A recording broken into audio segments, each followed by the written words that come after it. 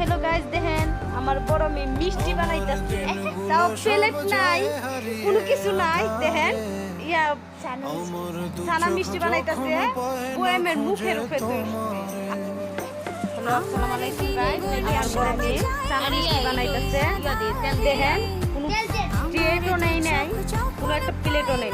মিষ্টি বানাই গুল করে তৈতেছে। ও পারে, চাউল রান্না করতে পারে সাধারণ। আসসালামু আলাইকুম, হ্যালো গাইস।